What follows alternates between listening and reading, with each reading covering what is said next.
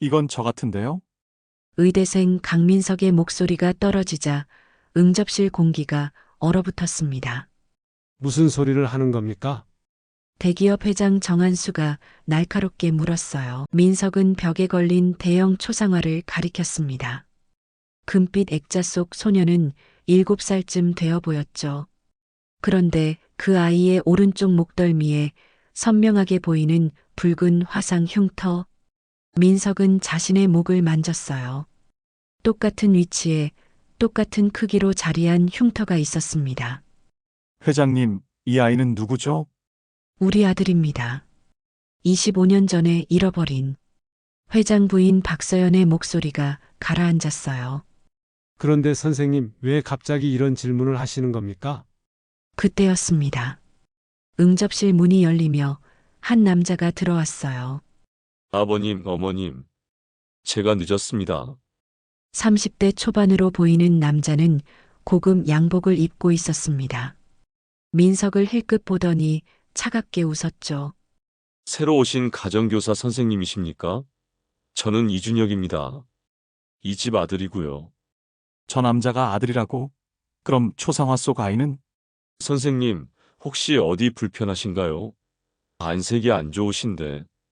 준혁의 무릎에는 가시가 돋쳐 있었습니다. 아닙니다. 제가 실례했습니다. 민석은 5살 딸 지우의 손을 꽉 잡았어요. 지우가 불안한 듯 아빠 바지를 잡아당겼죠. 아빠, 우리 집 갈래? 잠깐만, 지우야. 민석은 다시 한번 초상화를 올려다봤습니다. 저 흉터는 분명히 자신의 것과 똑같았어요. 하지만 아들이 저기 서 있다는데 이게 대체 무슨 일일까요? 선생님, 오늘은 이만 돌아가시죠. 피곤해 보이시네요. 준혁이 응접실 문을 활짝 열어젖혔습니다. 나가라는 무언의 압박이었죠. 민석은 지우를 안고 저택을 나섰어요. 돌아서는 순간 뒤에서 날카로운 시선이 느껴졌습니다. 고개를 돌리자 2층 창문에서 준혁이 자신을 내려다보고 있었어요. 그의 눈빛은 얼음처럼 차가웠습니다. 안녕하세요, 행복섬입니다. 혹시 여러분도 설명할 수 없는 기시감을 느낀 적이 있으신가요? 댓글로 계신 곳을 남겨주시면 그곳으로 응원의 마음을 전하겠습니다. 민석은 집으로 돌아오자마자 지우를 재웠습니다. 아이는 금방 골아떨어졌지만 민석의 머릿속은 온통 그 초상화로 가득했어요. 벽장 깊숙이 숨겨뒀던 낡은 박스를 꺼냈습니다. 박스 안엔 돌아가신 양할머니의 유품이 담겨 있었죠. 민석의 손이 오래된 일기장을 펼쳤어요. 2000년 8월 15일. 오늘 새벽 시장 근처 화재 현장을 지나가다가 울고 있는 아이를 발견했다. 온몸이 그을음투성이었고 오른쪽 목에 화상을 입어 붉게 부어올라 있었다. 119에 신고해야 하는데 아이가 내 손을 너무 꽉 잡아서 참아 놓을 수가 없었다. 민석은 숨을 크게 들이마셨습니다. 8월 18일. 아이를 경찰에 데려가려 했다. 하지만 문 앞까지 가서 발걸음을 돌렸다. 이 아이 내가 키우면 안 될까? 자식 없이 살아온 내 인생에 찾아온 선물 같은데. 일기는 거기서 끊겨 있었어요. 민석은 가슴이 먹먹해졌습니다. 양할머니는 자신을 주운 거였던 거죠. 그것도 화재 현장에서. 그런데 갑자기 오늘 본 초상화가 떠올랐어요. 회장 부부가 말했던 25년 전에 잃어버린 아들이라는 말도요. 25년 전이면 2000년 8월 민석의 손에서 일기장이 떨어질 뻔했습니다. 아니, 이건 우연일 겁니다. 그냥 우연. 박스 속을 더 뒤지던 민석의 손이 멈췄어요. 반으로 찢어진 낡은 사진 한 장이 나왔습니다. 사진 속엔 어린 소년의 절반만 보였어요. 오른쪽 부분이 깔끔하게 잘려나간 채였죠. 소년은 고급스러운 옷을 입고 있었고 뒤에 보이는 배경은 커다란 저택 정원 같았습니다. 이게 나.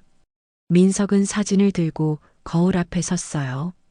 사진 속 소년의 눈매, 코, 입술선이 지금의 자신과 묘하게 닮아 있었습니다. 아니, 닮은 게 아니라 똑같았어요. 민석은 다시 박스를 뒤졌습니다. 그러다 낡은 천 조각을 발견했죠. 펼쳐보니 고급 원단으로 만든 아동복 일부였어요. 옷감 안쪽에 금실로 수놓인 이니셜이 보였습니다. 정한수? 아니면 정한수의 아들? 민석은 다시 일기장을 펼쳤어요. 양할머니가 자신을 처음 데려온 날의 기록을 찾았습니다. 아이는 비싼 옷을 입고 있었다. 불에 타긴 했지만 원단이 고급스러웠다. 이런 옷을 입은 아이라면 분명 부모가 찾고 있을 텐데. 뉴스를 봐도 실종 신고가 나오지 않았다. 이상했다. 왜 아무도 이 아이를 찾지 않는 걸까? 민석의 심장이 빠르게 뛰기 시작했습니다. 그때 지우가 방문을 열고 나왔어요. 아빠, 물. 그래, 알았어. 잠깐만. 민석은 서둘러 사진을 주머니에 넣고 지우에게 물을 떠다 줬습니다. 아이를 다시 재우고 나니 새벽 2시였어요. 잠을 이룰 수가 없었습니다. 정한수 회장 저택의 초상화. 오른쪽 목덜미에 화상 흉터. 25년 전 화재. 그리고 이 찢어진 사진. 고급 옷감. 금실 이니셜. 모든 게 우연이라고 하기엔 너무 많이 겹쳤어요. 그런데 문제가 있었습니다. 이미 DNA 검사로 확인된 아들 이준혁이 저 집에 살고 있다는 거였죠. 도대체 뭐가 어떻게 된 거지? 다음 날 아침 민석은 병원 응급실 당직을 서고 있었습니다. 의대생이지만 실습 과정에서 야간 보조 업무를 맡고 있었죠. 그런데 핸드폰이 울렸어요. 강민석 선생님이십니까? 저는 정한수 회장댁 비서실장 최영준입니다. 아, 네. 말씀하세요. 혹시 내일 다시 한번 저희 댁에 방문해 주실 수 있으실까요? 회장님께서 선생님과 따로 이야기하고 싶으시다고 하셨습니다. 민석은 심장이 두근거렸어요. 무슨 일 때문에 그러시는지 여쭤봐도 될까요? 그건 직접 뵙고 말씀드리겠습니다. 내일 오후 3시 괜찮으시죠? 전화가 끊겼습니다. 민석은 핸드폰을 내려놓고 창밖을 바라봤어요. 뭔가 거대한 비밀이 자신을 향해 다가오고 있다는 느낌이 들었습니다. 그런데 그게 뭔지는 아직 알 수 없었어요. 한편 정한수 회장 저택에서는 이상한 일이 벌어지고 있었습니다. 비서실장 영준이 회장 서재 앞을 지나가다가 안에서 들려오는 대화 소리에 발걸음을 멈췄어요. 아버지, 그 의대생 왜 다시 부르시는 겁니까? 준혁의 목소리였습니다. 내가 물어볼 게 있어서 그래. 대체 뭘 물어보시려고요? 그냥 과외 선생일 뿐인데. 준혁아, 내가 왜 그렇게 신경을 쓰니? 회장 한수의 물음에 준혁은 잠시 침묵했어요. 신경 쓰이는 게 아니라 아버지가 괜히 이상한 사람한테 시간 낭비하실까봐 걱정되는 겁니다. 걱정은 고맙지만 이건 내 판단이야. 영주는 조용히 자리를 떠났습니다. 그런데 복도 모퉁이에서 준혁과 마주쳤어요. 실장님, 거기서 뭐 하셨습니까? 준혁의 눈빛이 날카로웠습니다. 지나가다가 들렸습니다. 회장님께 보고 드릴 서류가 있어서요. 그러십니까? 준혁은 영준을 지나쳐 갔지만 뒤돌아서서 한 번 더 그를 쳐다봤어요. 영준은 그 시선이 등에 꽂히는 걸 느꼈습니다. 뭔가 이상했어요. 준혁은 분명 뭔가를 숨기고 있었죠. 그날 밤 영준은 회장 부인 서연을 찾아갔습니다. 부인, 혹시 25년 전 화재 당시 상황을 자세히 기억하시나요? 서연의 얼굴이 굳었어요. 왜 갑자기 그 얘기를? 오늘 온 의대생 선생님, 목에 화상 흉터가 있던 거 보셨습니까? 서연의 눈이 커졌습니다. 맞아요. 저도 봤어요. 그래서 계속 신경이 쓰였는데 혹시 위치가 어디였는지 기억하십니까? 오른쪽 목덜미요. 우리 아들과 똑같은. 서연의 말이 끊겼어요. 그녀는 영준을 똑바로 바라봤습니다. 실장님, 혹시 뭔가 아시는 게 있으신 겁니까? 아직은 확실하지 않습니다. 하지만 제가 한 가지 확인해 보고 싶은 게 있습니다. 영준은 조심스럽게 말을 이었어요. 준혁 도련님의 DNA 검사 서류를 다시 한번 검토해 봐도 될까요? 서연의 얼굴에 불안이 스쳤습니다. 설마 준혁이가 우리 아들이 아니라는 말씀이신가요? 그건 아닙니다. 다만 절차상 확인이 필요할 것 같아서요. 하지만 영준의 눈빛은 말하고 있었습니다. 뭔가 잘못됐다고. 뭔가 크게 잘못됐다고요. 다음 날 오후 3시, 민석은 다시 정한수 회장 저택 앞에 섰습니다. 저택은 어제 봤을 때보다 더 웅장해 보였어요. 높은 담장 너머로 보이는 정원엔 분수가 솟아올랐고 세 대의 고급 세단이 차고에 나란히 서 있었죠. 어서 오십시오. 비서실장 영준이 현관에서 민석을 맞이했습니다. 회장님께서 서재에서 기다리고 계십니다. 이쪽으로 오시죠. 민석은 영준을 따라 복도를 걸었어요. 복도 양옆으론 값비싼 그림들이 걸려 있었고 대리석 바닥은 거울처럼 반짝였습니다. 2층 끝에 있는 서재 문이 열렸어요. 들어오게. 회장 한수가 책상 뒤에 앉아 있었습니다. 그의 옆엔 부인 서연도 함께 있었어요. 앉으시죠, 선생님. 민석은 소파에 앉았습니다. 심장이 마구 뛰었어요. 어제 선생님이 저희 집 초상화를 보고 놀라셨던 것 같아서요. 그래서 제가 직접 여쭤보고 싶었습니다. 한수가 천천히 말을 이었어요. 선생님, 혹시 어린 시절 기억이 있으십니까? 민석은 잠시 망설였습니다. 그리고 솔직하게 대답했어요. 거의 없습니다. 제가 기억하는 건 양할머니와 함께 살았던 5살 이후부터예요. 5살 이전의 기억은요? 전혀 없습니다. 양할머니는 제가 어릴 때 크게 다쳐서 기억을 잃었다고만 말씀하셨어요. 서연이 조심스럽게 물었습니다. 선생님 목에 있는 흉터, 그건 언제 생긴 건지 아십니까? 민석은 자신의 목을 만졌어요. 그것도 잘 모릅니다. 양할머니는 제가 처음 왔을 때부터 있었다고만 하셨어요. 한수와 서연이 눈빛을 교환했습니다. 선생님, 혹시 양할머니께서 선생님을 어떻게 키우게 되셨는지 말씀해 주신 적 있으십니까? 자세히는 안 하셨어요. 다만 시장에서 길 잃은 저를 발견하셨다고. 민석은 말을 멈췄습니다. 어제 본 일기장 내용이 떠올랐거든요. 하지만 아직 확신이 없었어요. 시장이요? 한수의 목소리에 긴장이 실렸습니다. 네, 양할머니가 그렇게 말씀하셨어요. 사실 일기엔 화재 현장이라고 적혀 있었지만 민석은 일단 양할머니가 자신에게 해준 말만 전했습니다.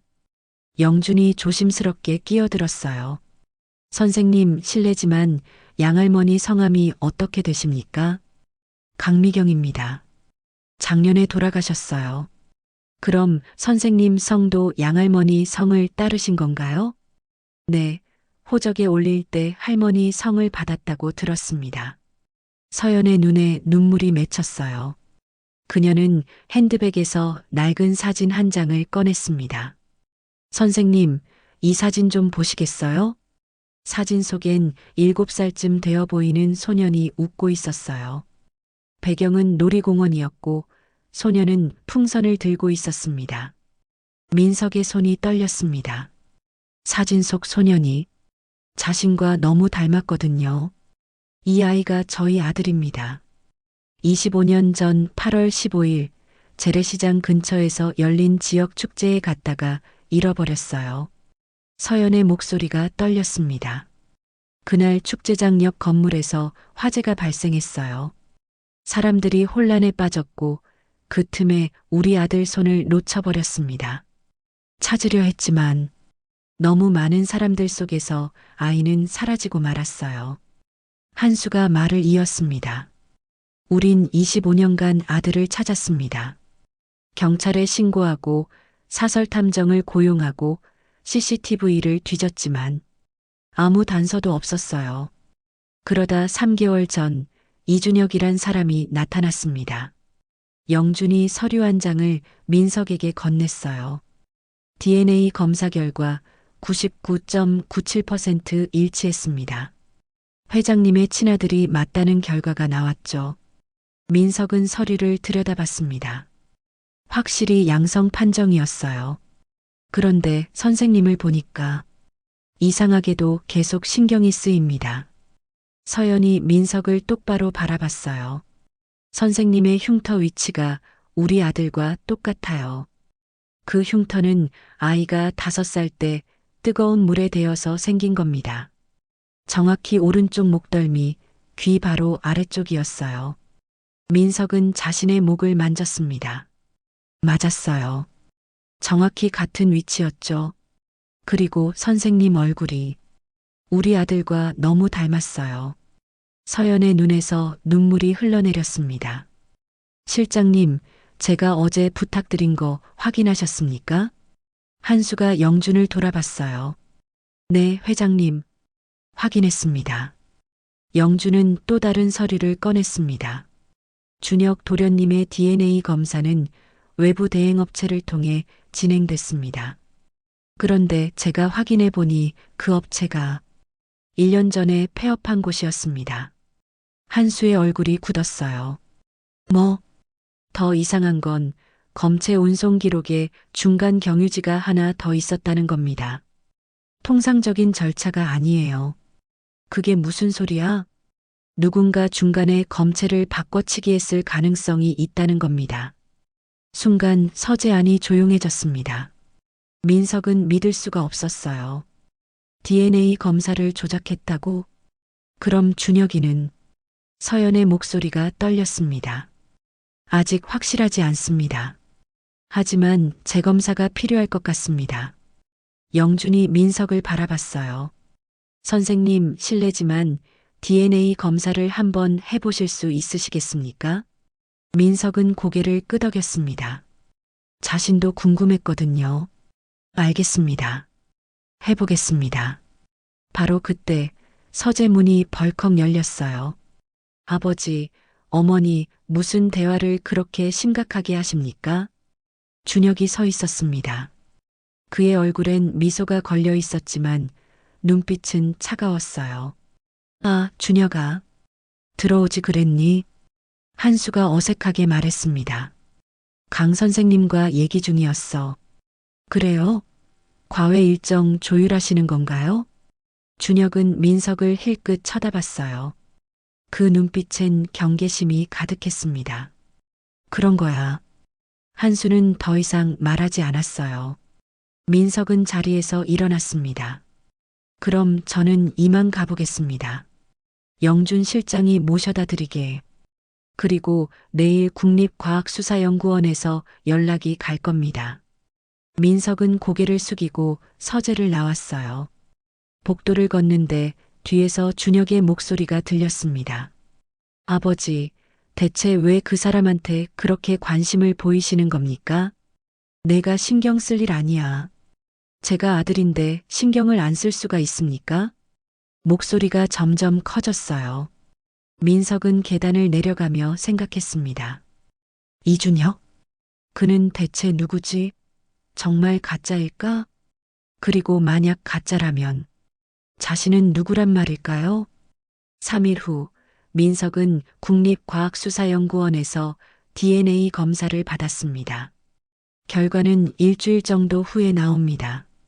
연구원의 말에 민석은 고개를 끄덕였어요. 검사를 마치고 나오는데 핸드폰이 울렸습니다. 영준이었어요. 선생님, 검사 잘 받으셨습니까? 네, 방금 끝났습니다. 다행입니다. 그런데 선생님, 한 가지 부탁이 있습니다. 말씀하세요. 결과가 나올 때까지 준혁 도련님 앞에서 조심하셔야 합니다. 그가 뭔가 눈치챈 것 같거든요. 민석은 가슴이 철렁했어요. 알겠습니다. 전화를 끊고 집으로 돌아가는 길, 민석은 계속 뒤를 돌아봤습니다. 누군가 따라오는 것 같은 느낌이 들었거든요. 하지만 아무도 없었어요. 그날 밤 정한수 회장 저택에선 이상한 일이 벌어지고 있었습니다. 준혁은 자신의 방에서 핸드폰으로 누군가와 통화 중이었어요. 샘플 바꿔치기는 완벽했다고 했잖아. 그런데 왜 다시 검사를 하는 거야? 핸드폰 너머에서 여자 목소리가 들려왔습니다. 진정해, 준혁아. 아직 들킨 건 아니잖아. 그 의대생 때문이야. 그 자식이 나타나고 나서부터 분위기가 이상해졌어. 강민석? 걔가 뭔데? 모르겠어. 하지만 회장이 걔한테 관심을 보이고 있어. 게다가 비서실장 최영준 그 자식도 수상해. 여자가 날카롭게 말했어요. 영준이가 뭘 알아낸 것 같아? 확실하진 않지만 아마 DNA 검사 경로를 의심하는 것 같아. 젠장, 일이 꼬이기 시작하는군. 미란아, 어떻게 하지? 핸드폰 너머의 여자 황미라는 잠시 침묵하다가 차갑게 말했습니다. 강민석을 먼저 제거해야 해. 걔만 없으면 상속 서류에 도장 받는 건 시간 문제야. 제거라니. 그게 무슨 소리야? 직접적으로 하란 소리가 아니야. 걔가 저택에 못 오게 만들면 돼. 협박하든 겁을 주든. 준혁은 창밖을 바라봤어요. 달이 구름에 가려져 있었습니다. 알겠어. 내가 알아서 할게. 다음 날 민석은 병원 실습을 마치고 지우를 데리러 어린이집에 갔어요. 그런데 원장 선생님의 표정이 어두웠습니다. 선생님, 오늘 지우 아빠 친구분이라는 분이 다녀가셨어요. 네. 무슨 말씀이세요? 30대 남성분이었는데요. 지우를 데리고 가겠다고 하시더라고요. 물론 저희가 거절했습니다. 민석의 등에 식은땀이 흘렀어요. 그 사람 어떻게 생겼는데요? 키가 크고 양복을 입고 있었어요. 말투가 좀 날카로웠습니다. 준혁이었습니다. 분명히. 혹시 다시 오면 절대 지우를 보여주지 마시고 저한테 바로 연락 주세요. 알겠습니다, 선생님. 민석은 지우를 꼭 안았어요.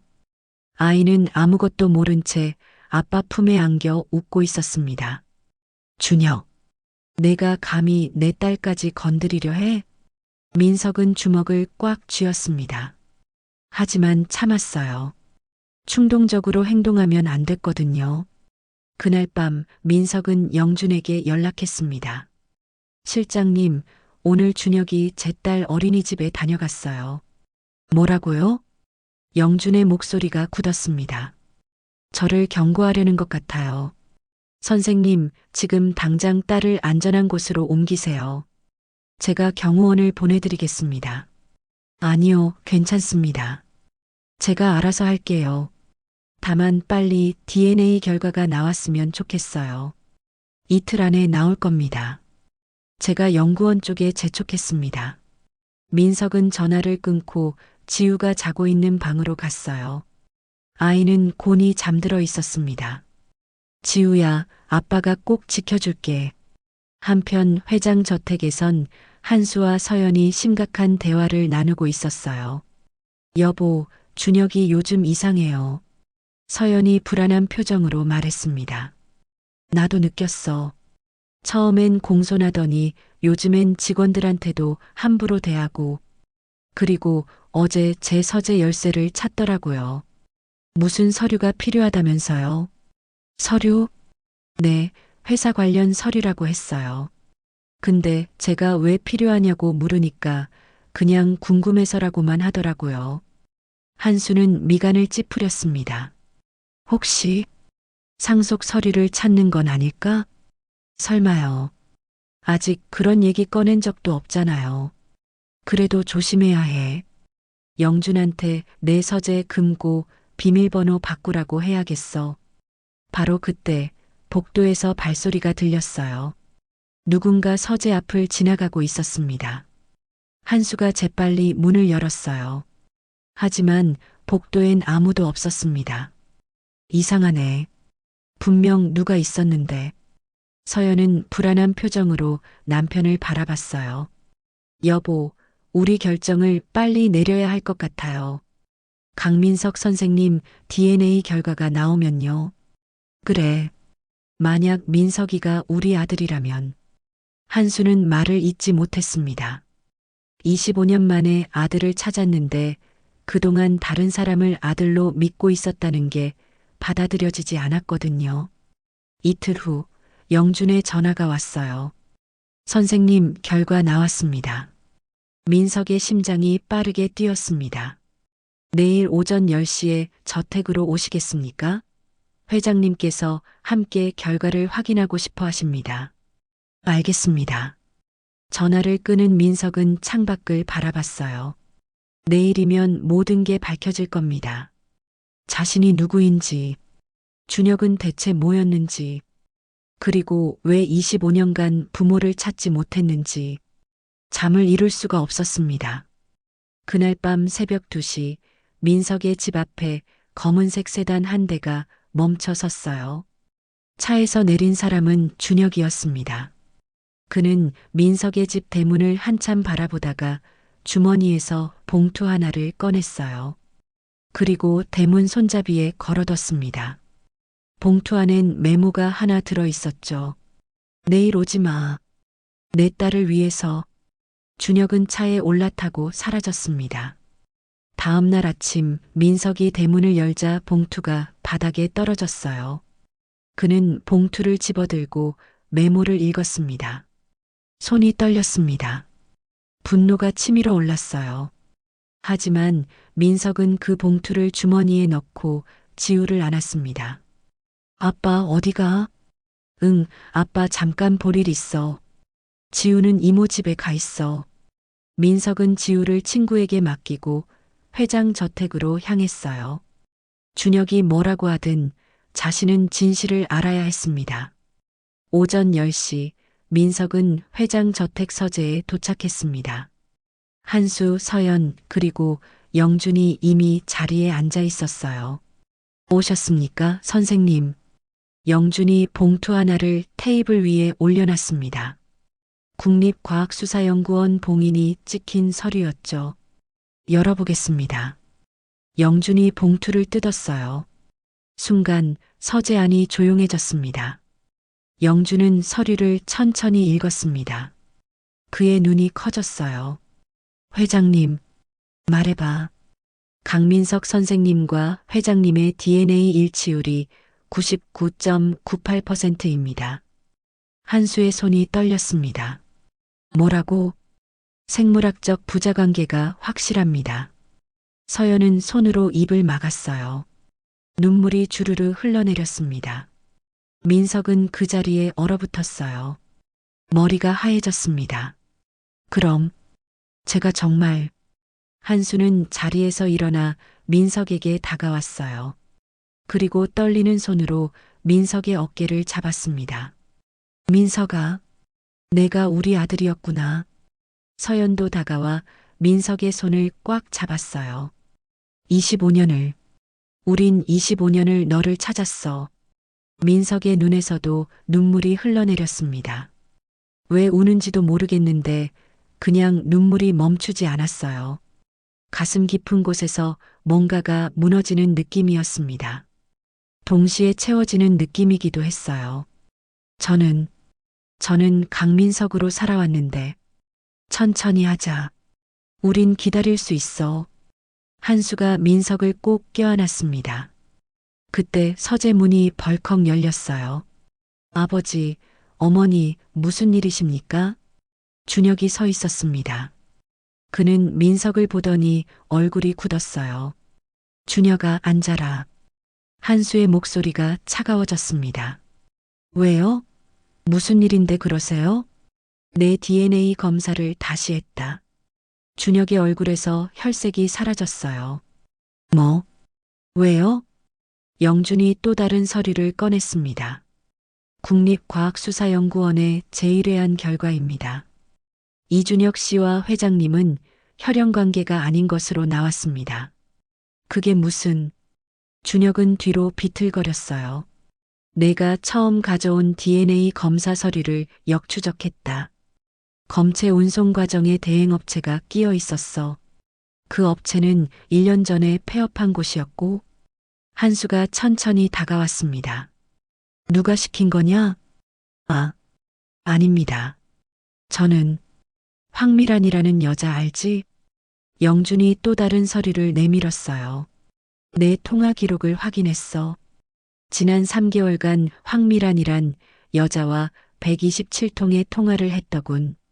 그 여자는 10년 전 유전자 검사 조작 사기로 수배 중인 사람이야. 준혁은 바닥에 주저앉았습니다. 아버지, 아니 회장님, 저는 그냥 뭐, 돈이 필요해서 우리 부부의 상처를 이용해서 사기를 친 거야?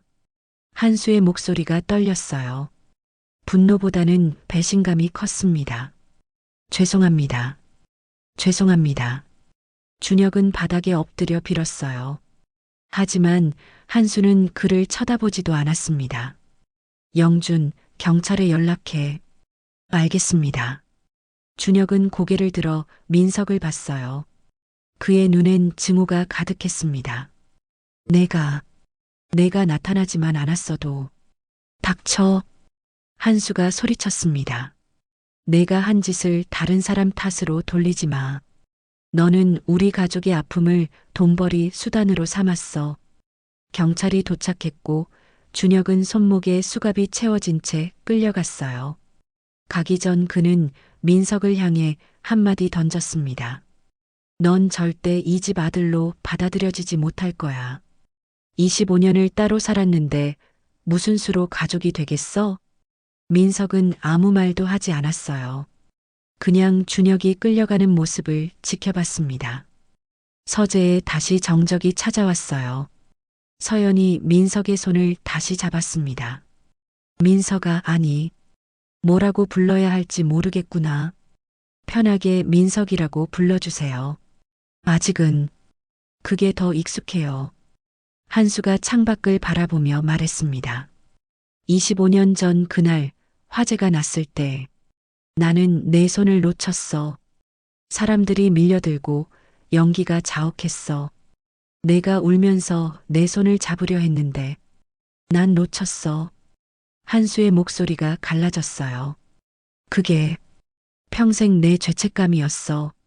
경찰에 신고하고 25년을 찾았지만 어디에도 내 흔적은 없었어.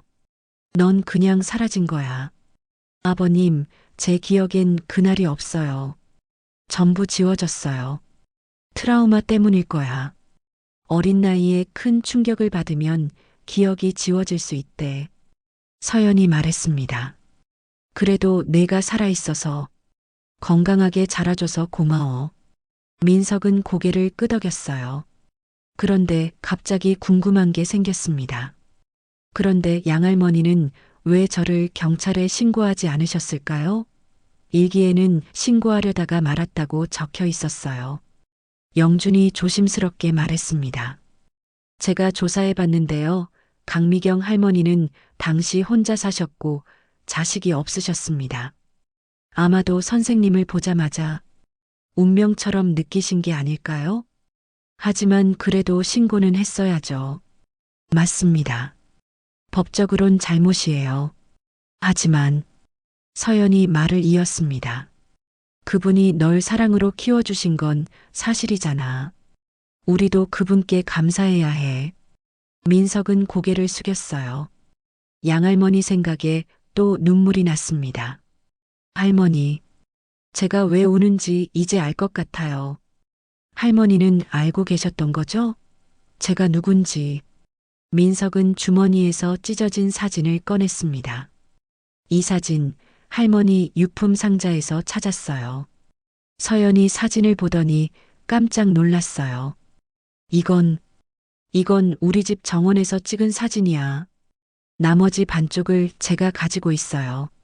서연은 서둘러 자신의 지갑에서 사진 반쪽을 꺼냈습니다. 두 사진을 맞추자 완벽하게 하나가 됐어요.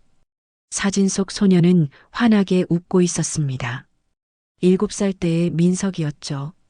할머니가 이걸 왜 반으로 찢으신 걸까요? 아마도 죄책감 때문이 아니었을까? 본인이 잘못한 걸 알면서도 널 너무 사랑해서 보낼 수 없었던 거야. 한수가 사진을 쓰다듬었습니다. 민석아, 천천히 우리를 받아들여줘. 우린 조급하게 굴지 않을게. 민석은 두 사람을 바라봤어요. 낯선 사람들이었지만 동시에 어딘가 익숙한 느낌도 들었습니다. 피가 이어져 있다는 게 이런 건가 싶었어요. 시간을 주세요. 저도 정리가 필요해요.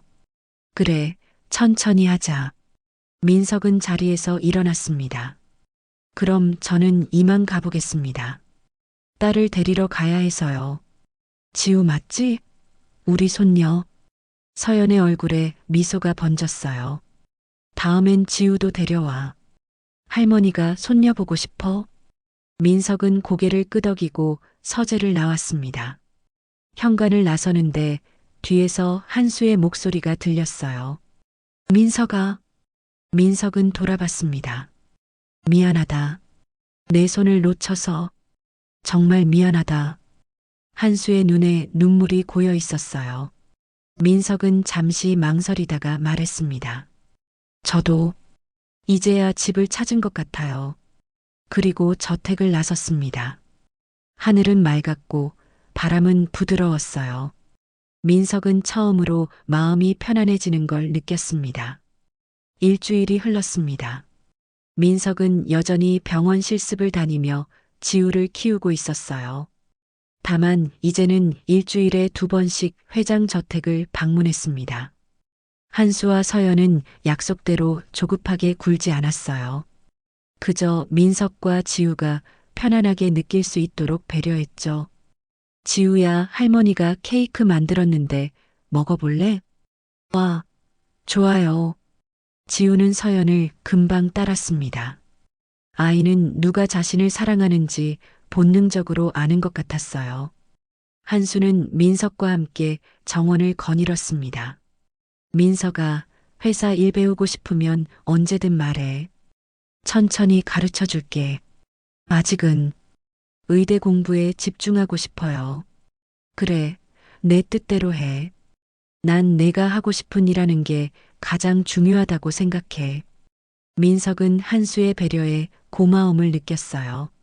하지만 동시에 부담도 느꼈습니다. 재벌 회장의 아들로 살아간다는 게 어떤 의미인지 아직 잘 몰랐거든요. 그날 저녁 민석이 집으로 돌아오는데 현관문이 열려 있었어요. 뭐지? 민석은 조심스럽게 안으로 들어갔습니다. 집안이 엉망이었어요. 서랍은 열려 있었고 책들은 바닥에 널브러져 있었습니다. 누군가 집을 뒤진 거였어요. 민석은 황급히 양할머니 유품 상자가 있던 곳으로 달려갔습니다. 다행히 상자는 그대로 있었어요. 하지만 탁자 위에 메모 한 장이 놓여 있었습니다. 내가 정한수 아들인 척하는 걸 가만 안 둘 거야. 조심해. 민석의 등에 식은땀이 흘렀어요. 준혁은 경찰에 넘어갔는데 대체 누가 이런 짓을 한 걸까요? 다음 날 민석은 영준에게 연락했습니다. 실장님, 어젯밤 누군가 제 집에 침입했어요. 뭐라고요? 다치신 데는 없으십니까? 다행히 집에 없었어요. 하지만 집안이 온통 뒤집혀 있었습니다. CCTV는 확인해 보셨습니까? 우리 집엔 CCTV가 없어요. 영주는 잠시 침묵했어요. 선생님, 혹시 황미란이라는 이름 들어보셨습니까? 준혁이 공모자요? 맞습니다. 그 여자가 아직 잡히지 않았어요. 아마 그 여자 소행일 겁니다. 민석은 가슴이 철렁했어요. 그럼 지우가 위험한 건 아닌가요? 일단 경호원을 보내드리겠습니다. 그리고 가능하면 며칠간 저희 저택에 머무시는 게 어떻겠습니까? 아니요, 괜찮습니다. 제가 조심하겠습니다. 민석은 전화를 끊고 지우를 안았어요. 아빠, 왜? 아니야, 지우야. 아무것도 아니야. 하지만 민석의 마음은 불안했습니다. 그날 밤 민석은 지우를 재우고 거실에 앉아 있었어요. 창밖을 계속 주시했습니다. 새벽 1시쯤 골목에서 인기척이 들렸어요. 민석은 조용히 일어나 창문으로 다가갔습니다. 검은색 모자를 쓴 여자가 집 앞을 서성이고 있었어요. 황미란이었습니다. 민석은 핸드폰을 꺼내 112에 신고하려 했어요. 그런데 그 순간 여자가 민석을 똑바로 쳐다봤습니다. 두 사람의 눈이 마주쳤어요. 여자는 천천히 손가락으로 자신의 목을 그었습니다. 협박이었죠. 그리고 골목 안으로 사라졌어요.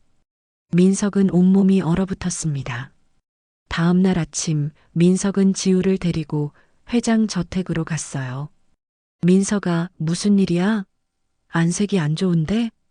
서연이 걱정스럽게 물었습니다. 어머님, 죄송하지만 며칠간 여기 있어도 될까요? 무슨 소리야, 당연하지. 여긴 내 집이야. 한수도 다가왔어요. 무슨 일 있었어? 민석은 어젯밤 일을 설명했습니다. 한수의 얼굴이 굳었어요. 영준, 네, 회장님. 경호 인력 배치해. 24시간 교대로. 알겠습니다. 그리고 황미란 그 여자 빨리 찾아. 경찰한테도 압력 넣어. 한수는 민석을 바라봤어요. 민석아, 내가 우리 아들이라는 게 알려지면 이런 일이 더 많아질 거야. 준비돼 있어? 민석은 고개를 끄덕였습니다. 각오는 했어요. 하지만 지우만큼은 지켜야 해요. 당연하지. 지우는 우리 손녀야. 우리가 지켜줄게. 며칠 후 황미란이 경찰에 체포됐습니다. 영준이 민석에게 연락했어요. 선생님, 황미란 잡혔습니다. 다행이네요. 그런데 조사 과정에서 충격적인 사실이 밝혀졌습니다. 무슨 사실이요? 황미란은 단순히 준혁을 도운 게 아니었어요. 사실 모든 계획을 주도한 사람이 그 여자였습니다. 민석은 숨을 들이켰어요. 어떻게요? 5년 전부터 회장님 댁을 조사했대요. 25년 전 실종 사건을 알아내고 준혁을 섭외해서 DNA 검사를 조작한 겁니다. 목적이 뭐였나요? 상속 재산이요. 준혁이 아들로 인정받으면 재산의 절반을 챙길 계획이었던 거죠. 민석은 몸서리쳤어요. 그런데 말입니다, 선생님. 영준의 목소리가 무거워졌습니다.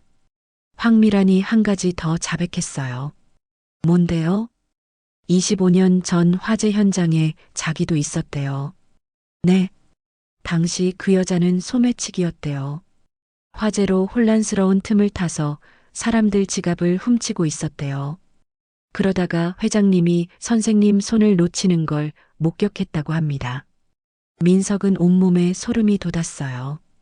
그럼 그 여자가 날 봤다는 거예요? 네. 그리고 당시 누군가 선생님을 데리고 가는 것도 봤대요. 누가요? 나이 든 여성이었다고 합니다. 아마 강미경 할머니였을 겁니다. 민석은 주저앉을 것 같았어요.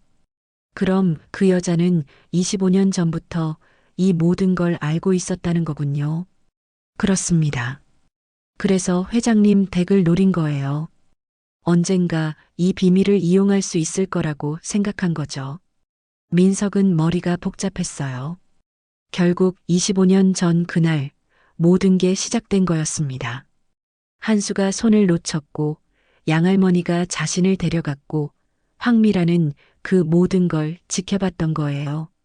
선생님, 괜찮으십니까? 네, 괜찮습니다. 민석은 창밖을 바라봤어요.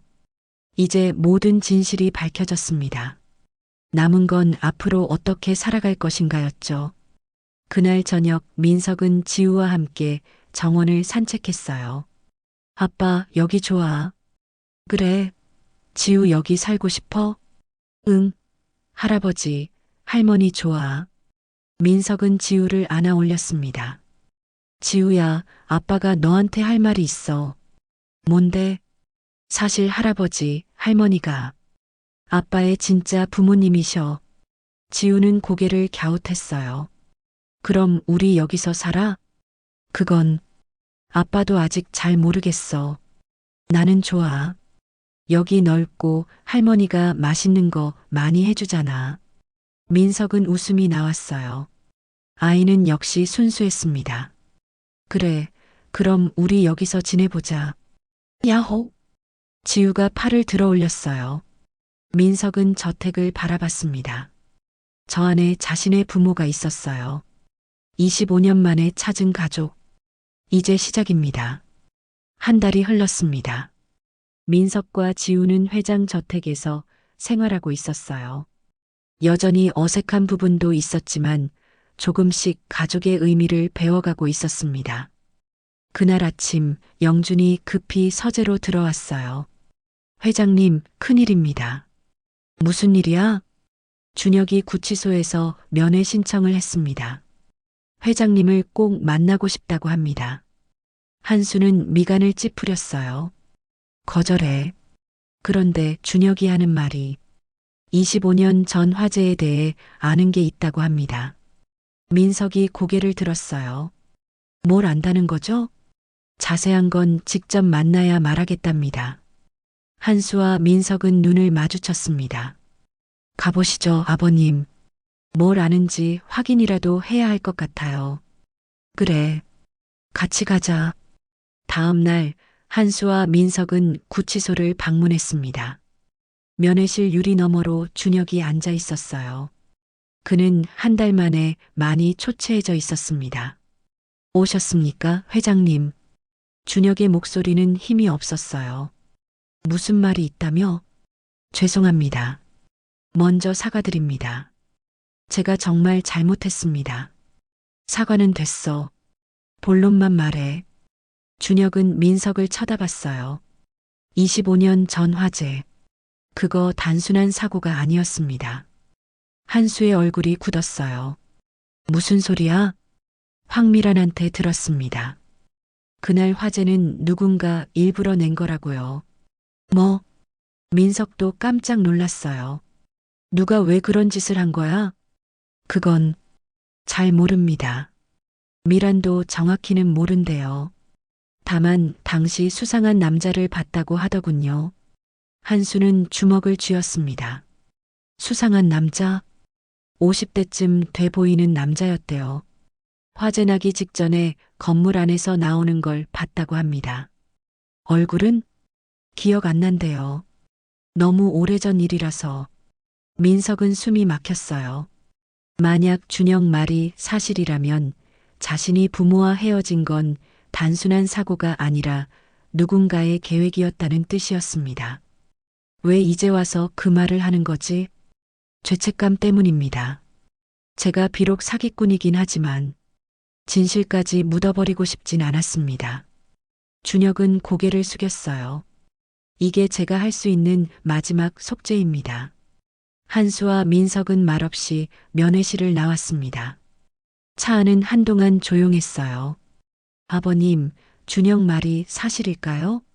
모르겠다. 하지만 확인은 해봐야 해. 한수는 영준에게 전화를 걸었습니다. 25년 전 화재 사건 기록 찾아봐. 당시 경찰 조사 결과, 소방서 보고서, CCTV 있으면 전부 다. 며칠 후 영준이 자료를 가지고 왔어요. 회장님, 당시 화재는 원인 불명으로 처리됐습니다. 하지만 소방서 보고서를 보니 이상한 점이 있습니다. 뭐가? 발화지점이 두 곳이었대요. 통상 화재는 한 곳에서 시작되는데 이거는 1층과 2층에서 동시에 불이 났습니다. 민석이 물었어요. 그럼 방화 가능성이 있다는 거죠? 그렇습니다. 당시에도 의심은 있었지만 증거가 없어서 종결됐습니다. 한수는 책상을 쳤어요. 누가 이런 짓을 한 거야? 대체 왜? 회장님, 혹시 25년 전에 회장님과 원수진 사람 없으십니까? 한수는 한참 생각했어요. 25년 전이면 내가 회사 경영권을 물려받을 때였어. 경영권 다툼이 있으셨습니까? 있었지. 내 동생이 경영권을 노렸어. 하지만 아버지께서 나를 후계자로 정하셨고 동생은 회사를 떠났어. 혹시 그분이? 영준이 조심스럽게 말했습니다. 한수는 고개를 저었어요. 설마 동생이 아무리 화가 났어도 방화까지 저지를 사람은 아니야. 그래도 확인은 해봐야 하지 않을까요? 민석이 말했습니다. 한수는 한숨을 쉬었어요. 알았어. 동생 연락처 찾아봐. 일주일 후 한수는 동생 정한준을 만났습니다. 카페에 앉은 한준의 얼굴은 여윈 상태였어요. 형님, 오랜만입니다. 그래. 잘 지냈나? 그럭저럭 살고 있습니다. 한수는 직설적으로 물었어요. 25년 전 재래시장 화재 사건, 너 관련 있어? 한준의 얼굴이 굳었습니다. 그게 무슨 말씀이십니까? 내 아들 실종된 날 그 건물에 불이 났잖아. 방화였어. 누가 일부러 낸 거야. 한준은 잠시 침묵했어요. 그리고 고개를 저었습니다. 저는 아닙니다. 형님, 제가 아무리 화가 나도 그런 짓은 안 합니다. 그럼 누가 한 거야? 모릅니다. 하지만 한준이 말을 이었어요. 당시 형님을 미워하던 사람이 또 있었습니다. 누구? 최전무요. 최영준 실장 아버지. 한수의 눈이 커졌어요. 영준 아버지? 네. 최전무는 형님이 경영권을 물려받으면서 회사에서 쫓겨났잖아요. 그때 엄청 원망했습니다. 한수는 믿을 수가 없었어요. 그 사람이 방화를 저질렀다고? 확실하진 않습니다.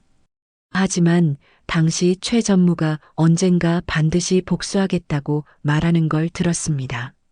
한수는 황급히 자리에서 일어났습니다. 미안하다, 한준아. 먼저 가봐야겠어. 저택으로 돌아온 한수는 영준을 불렀어요. 실장, 내 아버지 어디 계시지? 영준의 얼굴이 굳었습니다. 아버지는 10년 전에 돌아가셨습니다. 10년 전? 네. 심장마비로 갑자기 가셨어요. 한수는 의자에 앉았어요. 내 아버지가 25년 전 화재에 관련됐을 수도 있어. 영준의 얼굴이 창백해졌습니다. 그게 무슨 말씀이십니까? 한수는 모든 걸 설명했어요. 영준은 고개를 떨구었습니다. 죄송합니다, 회장님. 아버지가 그런 짓을 했다니. 믿기지 않지만 가능성은 있습니다. 왜? 아버지는 회사에서 쫓겨난 뒤로 폐인처럼 사셨어요. 술을 드시고 매일 회장님을 원망하셨습니다. 영준의 눈에 눈물이 고였어요. 하지만 설마 방화까지 저질렀을 줄은. 민석이 조용히 말했습니다. 확인할 방법이 없나요? 아버지 유품을 한번 뒤져보겠습니다. 다음 날 영준은 창고에 보관된 아버지 유품을 꺼냈어요. 낡은 박스 안에서 일기장이 나왔습니다. 일기장을 펼치자 25년 전 날짜가 보였어요. 2000년 8월 14일. 내일 정한수에게 복수한다. 그가 가장 아끼는 것을 빼앗을 것이다. 2000년 8월 15일. 계획대로 진행했다. 축제장 옆 건물에 불을 냈다. 혼란 속에서 한수의 아들이 사라지길 바란다. 영준은 그 자리에 주저앉았어요. 일기장을 들고 한수에게 갔습니다. 회장님, 아버지가 한 짓이 맞습니다. 한수는 일기장을 읽었어요. 손이 떨렸습니다. 이게 진짜야? 죄송합니다. 정말 죄송합니다. 영준은 바닥에 엎드렸어요. 제가 아버지 대신 사죄하겠습니다. 죽여주십시오. 한수는 한참을 아무 말도 하지 못했어요. 그리고 민석을 바라봤습니다. 민석아, 우리가 헤어진 건 사고가 아니었어. 누군가의 악의 때문이었어. 민석은 눈물이 흘러내렸어요. 그럼 양할머니도 우연히 절 만난 게 아니었나요? 아니야. 할머니는 정말 우연히 널 발견하신 거야. 다만 화재가 사고가 아니었던 거지. 한수는 영준을 일으켰습니다. 일어나. 넌 잘못이 없어. 하지만 내 아버지가 한 일이지 내가 한 일이 아니야. 그리고 넌 지난 20년간 우리 가족을 위해 헌신했어. 그걸로 충분해. 영준은 눈물을 흘렸어요. 감사합니다, 회장님. 민석도 영준에게 다가갔습니다. 실장님 괜찮아요. 실장님은 아무 잘못도 없어요. 선생님, 오히려 저를 찾는데 가장 큰 도움을 주셨잖아요. 감사합니다. 영준은 민석에게 고개를 숙였어요. 그날 밤 한수는 서재에서 혼자 앉아 있었습니다. 서연이 들어왔어요. 여보, 괜찮아요? 아니, 괜찮지 않아.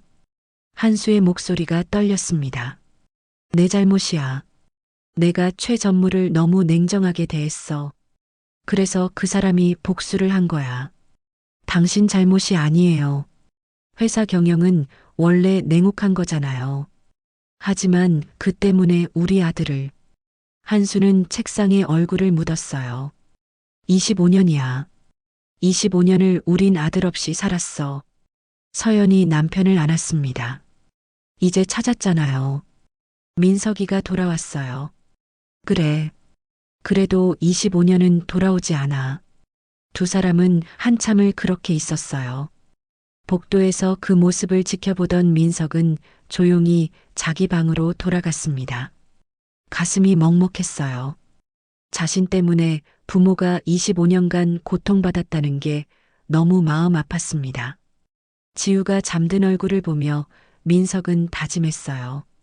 이제부턴 내가 이 가족을 지켜야 해. 6개월이 흘렀습니다. 민석은 의대 공부를 마치고 인턴 과정을 밟고 있었어요. 주말엔 회장 저택에서 가족들과 시간을 보냈습니다. 어느 토요일 아침 식탁에 온 가족이 모였어요. 할아버지, 오늘 동물원 가요. 지우가 신나게 소리쳤습니다. 그래, 우리 손녀. 할아버지가 오늘 하루 비웠어. 한수는 지우를 무릎에 앉히며 웃었어요.